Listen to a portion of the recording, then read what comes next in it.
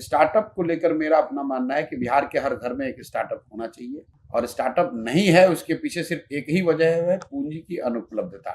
जो मैं CD ratio की बात करता हूं, मैं पहला बिहार में व्यक्ति हूं सामाजिक राजनीतिक जीवन में जो इसको सार्वजनिक तौर पर इतनी मजबूती से रोज कह रहा है कि बिहार में गरीबी का एक बड़ा कारण है गलत सीडी रेशियो। 1990 से लेकर पिछले वर्ष तक करीब 26 लाख करोड़ रुपया बिहार के लोगों का पैसा, हम लोग सोचते हैं बाहर से कोई आएगा फैक्ट्री लगाएगा, वो लगाए ना लगाए 26 लाख करोड़ रुपया मेरा और आपका बचत का पैसा जो हमने आपने बिहार के बैंकों में जमा किया, ये पैसा बैंकों ने दूसरे राज्यों में भेज दिया। बिहार में सीडी रेशियो 40% जो लोन मिलता है यहाँ के लोग, राइट। पूरे देश के लोग अगर बैंक में 100 रुपया रखते हैं तो 70 रुपया on an average bank loan के तौर पर वापस देता है समाज को, जिससे आप अपना घर बनाते हैं, जिससे आप धंधा पानी करते हैं, जिससे आप गाड़ी खरीदते हैं, जिससे आप अपने बच्चे को पढ़ाते हैं, खेती में इन्वेस्टमेंट करते हैं। लेकिन बिहार में ये औसत है 40%।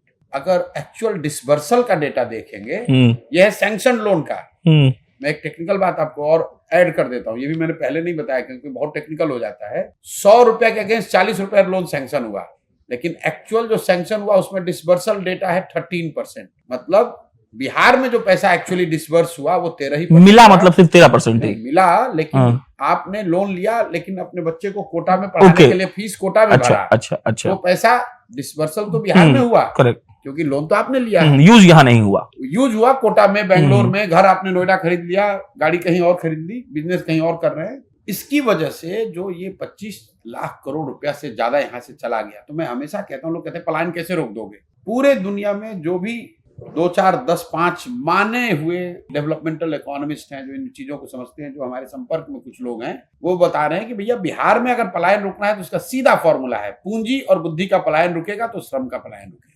पूंजी का पलायन रोक दीजिए, पढ़े लिखे समझदार लोगों का पलायन रोक दीजिए, श्रम का पलायन अपने आप रुक जाएगा। जब पूंजी नहीं है, जब पढ़े लिखे समझदार लोग यहाँ नहीं रहेंगे तो बचेगा कौन? मजदूर बचा है। तो मजदूर को करना क्या? उसको तो बाहर ही जाना पड़ेगा, क्योंकि यहाँ पूंजी है नहीं, रोजी रोजगार है नहीं, और पढ़ा लिखा कोई व्यक्ति बचा नहीं।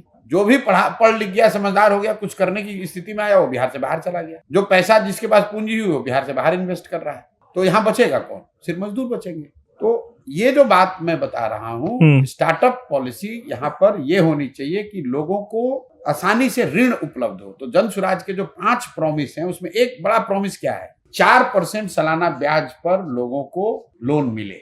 क्योंकि बिहार में जो हम लोग की बेसिक फिलॉसफी है कि 15 साल से कम उम्र के बच्चे को पढ़ाई विश्व स्तरीय हो। जब तक सरकारी स्कूल न सुधरे, सरकार ये व्यवस्था करे, कम से कम 5 साल ये अवसर दिया जाए कि आप अपने बच्चे को प्राइवेट स्कूल में भेजिए, फीस सरकार से भरा जाएगा, जब तक सरकारी स्कूल न सुधरे। 15 से 50 वाले जो लोग हैं, जब जिनको स्कूल में आप पढ़ा नहीं सकते हैं, वो तो युवा हो गए, पढ़ के निकल गए, अब उनको सुधारा नहीं जा सकता है। उनको पूंजी उपलब्ध कराया जाए ताकि वो कुछ न कुछ रोजी रोजगार कर सके। 60 से ऊपर के लोगों को, जिनको 400 रुपया सरकार भीख दे रही है, उनको कम से कम 2000 रुपया दिया जाए ताकि वो कुछ अपना जिंदगी डिग्निफाइड तरीके से जी सके। ये 5 जो हमारे प्रॉमिस हैं जन स्वराज के, उसमें ये महत्वपूर्ण इसी फंडामेंटल चीज पे आधारित है कि जिनको पढ़ाना है 15 से कम की उम्र को, उनको इतना अच्छा पढ़ाओ कि वो समाज पर बोझ न बने। जो पढ़ नहीं सकते हैं, पढ़कर निकल गए, उनको हाथ में पूंजी दो ताकि वो कुछ स्वरोजगार कर सके। और जो न पढ़ सकते हैं न रोजगार कर सकते हैं, उनको आर्थिक मदद दो ताकि वो अच्छी जिंदगी जी सके।